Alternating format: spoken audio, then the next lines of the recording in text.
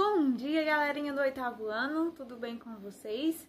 Hoje é quarta-feira, dia 24 de fevereiro de 2020, nós temos aula de geografia, certo?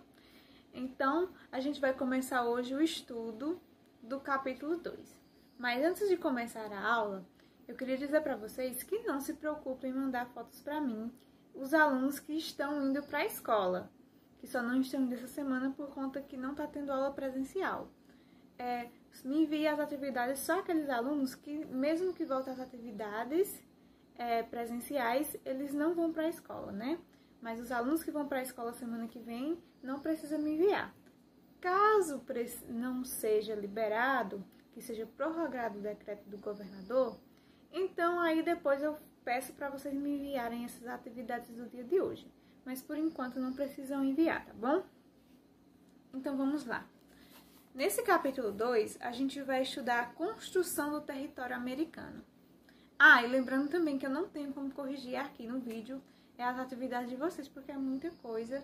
Então, a gente tem que buscar outra forma de fazer a correção. O que você vai conhecer? Regionalização da América, povos originários do continente americano e europeus no mundo novo.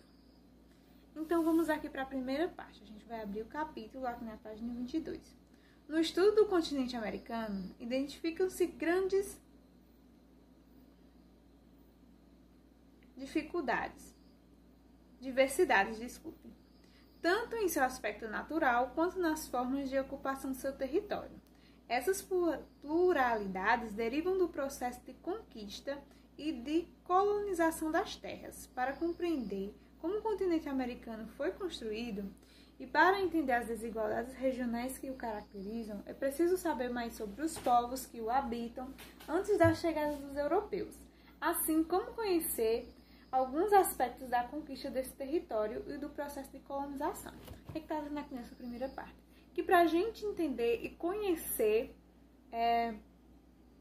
o território da América, o continente americano, a gente precisa conhecer primeiro sobre os nativos, os indígenas, né, que eram as pessoas que já estavam aqui quando os espanhóis, os portugueses ou então os ingleses chegaram, e também conhecer o território, né, conhecer todo o território da América e conhecer também como foi o processo de colonização em cada uma dessas regiões, seja na América do Norte, na América Central ou aqui na América do Sul, certo?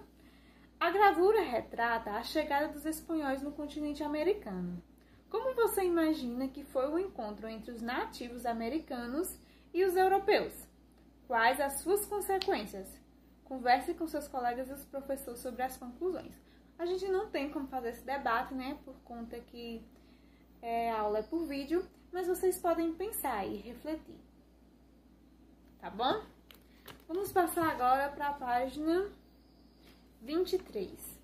Objetivos do capítulo.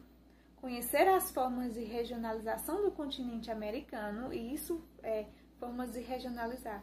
A gente já viu em aulas passadas e também nos anos anteriores, já se falou sobre isso, né? No 7º ano, 6º ano. Reconhecer a origem e a cultura dos diferentes povos nativos americanos e a relação que eles mantinham com o espaço de vivência, identificando a importância dos recursos naturais para essas sociedades, identificar o modo como o continente americano foi colonizado e as características do processo de independência das colônias. Analisar os impactos da exploração dos recursos minerais na América Espanhola. Então, nessa primeira parte aqui, vai falar sobre o que? Na página 23. Sobre a regionalização da América. Vou ler aqui o primeiro parágrafo. A partir do fim do século XV, o continente americano começou a ser conquistado e colonizado por povos europeus, como parte da expansão do capitalismo comercial. Lembram que em história a gente está estudando o quê? A gente está estudando Europa moderna, né? A gente estudou o quê? Revolução Gloriosa, Revolução Puritana. E naquele momento ali que está acontecendo aquelas revoluções, o capitalismo está começando a surgir, né? Então, com esse capitalismo surgindo, o que acontece? Também a existência das criações das fábricas, né, lá na Inglaterra, que foi a pioneira, né, da industrialização. E para que essas fábricas pudessem produzir mais e o capitalismo crescer mais, eles precisavam de quê? Eles precisavam de matérias-primas. E o que seria matérias-primas? Seria algodão, poderia ser café, qualquer coisa que desse para produzir. Mas no caso aqui da Inglaterra, como eles faziam mais tecidos na época, né, a forma de indústria que mais se desenvolveu no início foi a de tecidos, né, a tecelã. Então o algodão era muito importante. Então quem produzisse algodão, claro que o algodão era a principal matéria-prima para se fazer tecidos. Então era muito importante para eles usar o algodão que era produzido nessas colônias que eles tinham. Aí, os europeus que vieram para a América permaneciam basicamente, pertenciam a dois povos diferentes. Uns eram anglo-saxões, como os ingleses. Então, os anglo-saxões são os ingleses. Então, quando você ouve falar em América anglo-saxônica, é aquela parte da América que foi conquistada pelos ingleses. Os outros eram os descendentes dos antigos romanos, os chamados povos latinos. Então, os latinos são quem? São os espanhóis e os portugueses. Então, nós que foram colonizados pelos portugueses, né, no Brasil, e os outros países aqui, nossos vizinhos, a maioria, foram colonizados pelos espanhóis. Nós somos chamados latinos porque a nossa origem vem dos povos que falavam latim, né? Assim, com base em critérios históricos, culturais e geográficos, é possível identificar duas Américas. Aí aqui tem, ó, América anglo-saxônica, formada por Estados Unidos e Canadá. Essa parte do continente americano foi colonizada principalmente por ingleses, que deixaram uma grande influência cultural, sobretudo a língua inglesa e a religião, o protestantismo.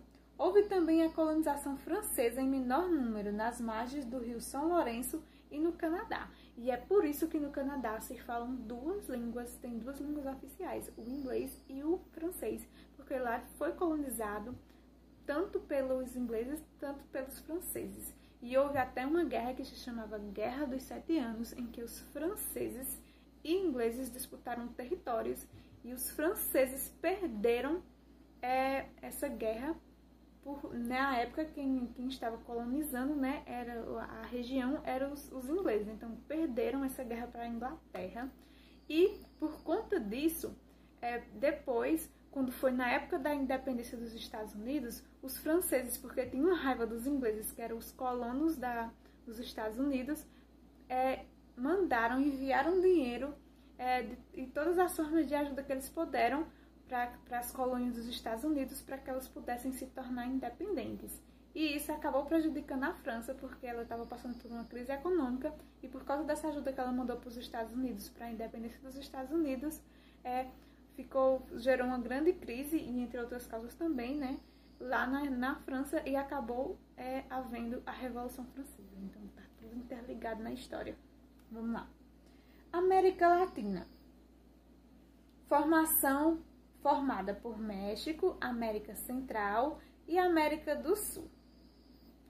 Por que ele está dizendo aqui México, América Central e América do Sul? Porque o México é um país latino, mas na divisão territorial política, né, do território americano, ela fica junta lá com os Estados Unidos e o Canadá. Então, a América do Norte é Canadá, Estados Unidos e México, né, e o Alasca. E a América Central é aqueles países lá que ficam, né, naquela parte mais estreita, né, entre a América do Norte e a América do Sul. E a América do Sul a gente tem o Brasil bem grandão e os países que ficam aqui ao redor. Colômbia, Uruguai, Chile, Argentina, esses vários países, né? Aí, área quase toda colonizada por espanhóis e portugueses, que deixaram como influência a religião católica, as línguas espanholas e portuguesas de origem latina como as mais faladas. Fora acho que o único país que não foi colonizado pela Espanha ou por Portugal foi só a Guiana Francesa, né, que é um território francês dentro da América. Aí vocês vão fazer a leitura desse restante aqui, do texto que está na página 23. Eu não vou fazer a leitura porque o vídeo já está com 10 minutos. E vocês têm uma atividade aqui na página 24. Aí aqui na página 25 vai começar um novo tópico que é falando sobre o quê? Os povos originários do continente americano. E quem são esses povos originários do continente americano? São as pessoas que já estavam aqui antes dos ingleses, dos espanhóis, dos portugueses ou dos franceses chegarem. Porque os franceses têm uma parte lá do Canadá, né? Que foi colonizada, e tem a Guiana Francesa aqui na América do Sul. Aí, antes desses povos chegarem aqui, já tinham os povos nativos. Aí lá na América Central, acima, né?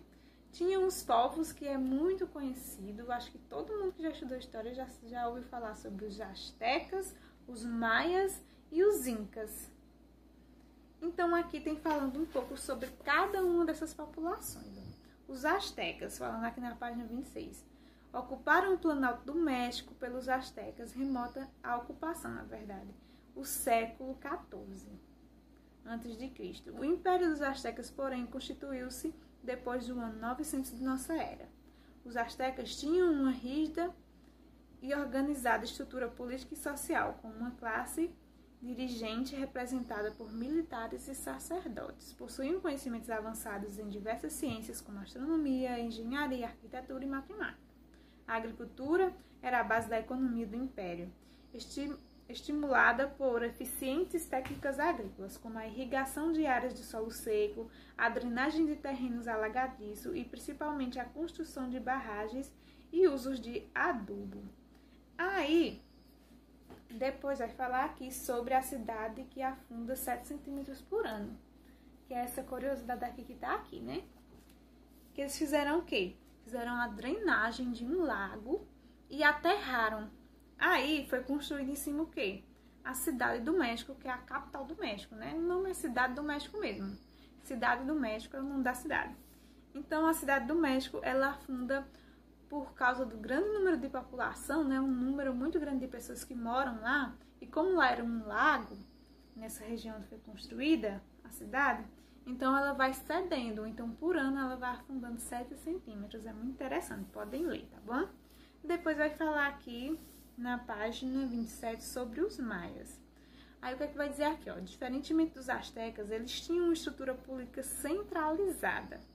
Os maias organizavam em cidades e estados independentes, muito parecida com a organização do povo da Grécia Antiga, que era o quê? Eles não tinham uma nação, um país tipo Grécia, eram cidades e estados. Então, cada cidade tinha uma forma de se organizar. Era como se, por exemplo, é como se a gente acabasse com o governador do Ceará e com o presidente do Brasil, e a partir de hoje é só o prefeito fosse governar e fossem fazer as leis e fosse fazer tudo o que fosse relativo à nossa cidade e o nosso governo. Então a gente ia ter uma cidade-estado, tá bom? Essas cidades ficavam espalhadas pelos territórios que atualmente correspondem à Península de Yucatán, Guatemala e parte de Honduras e El Salvador e Belize. As primeiras cidades expandiram-se entre os anos de 2900 de nossa era e estruturaram em torno de grandes edifícios religiosos, administrativos e residenciais. Os maias destacam-se por suas obras arquitetônicas, principalmente templos religiosos, além de seu conhecimento matemático. Então, lá os astecas também tinham conhecimento sobre várias ciências, inclusive a matemática. E aqui os maias também tinham conhecimento sobre matemática, tá bom? Aí tem aqui, ó, na época dos astecas, na página 27, né? Falando ainda dos astecas, embora situado no mesmo local que a Cidade do México, não estava afundando por quê?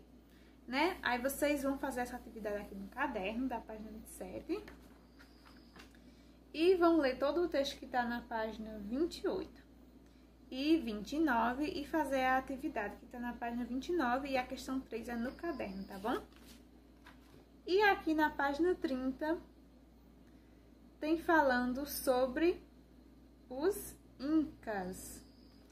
Eu ia falar para vocês hoje sobre os incas e mandar vocês fazer essa atividade aqui. Mas eu não vou pedir para vocês fazerem essa página hoje, porque senão vai ficar muita atividade. Então eu vou só complementar aqui, dizendo que vocês vão fazer o quê? Vocês vão pegar o livro de atividades, e lá no livro de atividades vocês vão realizar as questões do capítulo 1, referente ao capítulo 1 de Geografia, tá bom?